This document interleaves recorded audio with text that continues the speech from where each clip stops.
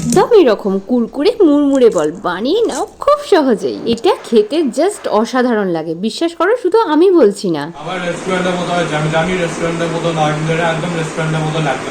শুনলে তো, তাহলে তোমরা একদিন এইভাবে বানিয়ে নাও খুব তাড়াতাড়ি। এই ফিশ বলটা খেয়ে কেউ ধরতেই পারবে না যে এর মধ্যে লোটে মাছ আছে। তাই এই বলটা করে যারা কখনো লোটে মাছ খায়নি, চাইলে তাদের এইভাবে খাইয়েও দিতে পারো, যেমন আমি করেছি। ফার্স্টে যেভাবে লোটে মাছে ঝুড়ো করে ওইভাবেই করে নিয়েছি। অল্প করে একটু পেঁয়াজ ভেজে নিয়েছি, আর তারপর একটা বাটা মশলা দিয়ে দিয়েছি, যার মধ্যে ছিল পেঁয়াজ, রসুন, টমেটো, একটা এলাচ আর শুকনো লঙ্কা। মশলাটা ভালো করে কষে এলে লোটে মাছগুলো দিয়ে সাজিয়ে দিয়েছি, পরিমাণ মতো নুন দিয়েছি, সামান্য একটু চিনি দিয়েছি। তারপর লোটে মাছগুলো মশলার সাথে ঘেটে নিয়ে লাস্টে নামানোর আগে একটু শাহি গরম মশলার গুঁড়ো ছড়িয়ে নামিয়ে নিয়েছি। এবার একটা প্লেটে কিছুটা পুদিনা পাতা বাটা, আলু, সামান্য নুন আর ঠান্ডা করে নেওয়া লোটে মাছের ঝুড়ো ভালো করে মিক্সড করে নিয়েছি। আর এদিকে বেসনের মধ্যে নুন, লঙ্কার গুঁড়ো আর একটু ভাজা মশলা দিয়ে ভালো করে মিশিয়ে নিয়ে শুকনো বেসনের সবকটা কোট করে নিয়েছি। তারপর সেগুলোকেই বিস্কুটের গুঁড়োয় কোট করেছি।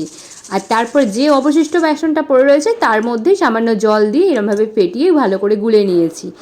পাতলা করে গুলবে, খুব বেশি ঘন করবে না আর খুব পাতলাও করবে না, ঠিক এইরকম একটা থিকনেস আসবে। এরপর গোলা বেসনে কোট করে বিস্কুটের গুঁড়োয় কোট করে ভালো করে হাত দিয়ে গোল শেপ দিয়ে নিয়েছি। এরপর একটা প্লেটে করে 4-5 মিনিটের জন্য ডিপ ফ্রিজে খুলে রেখে দিয়েছিলাম। ততক্ষণে তেলটাও বেশ ভালোভাবে গরম হয়ে গেছে, মিডিয়াম টু হাই ফ্লেমে বার করে ভেজে নেব। বাস রেডি লোটে বল। বিশ্বাস করো, এটা সস অথবা রায়তা দিয়ে খেতে না দারুণ লাগে। তোমরা চাইলে মাছের এই পুরটা আগের দিনও করে রেখে দিতে পারো ফ্রিজে। যাই হোক, সবার শেষে বিট নুন আর চাট মশলা সহযোগে পরিবেশন করতে কিন্তু ভুলো না। টাটা।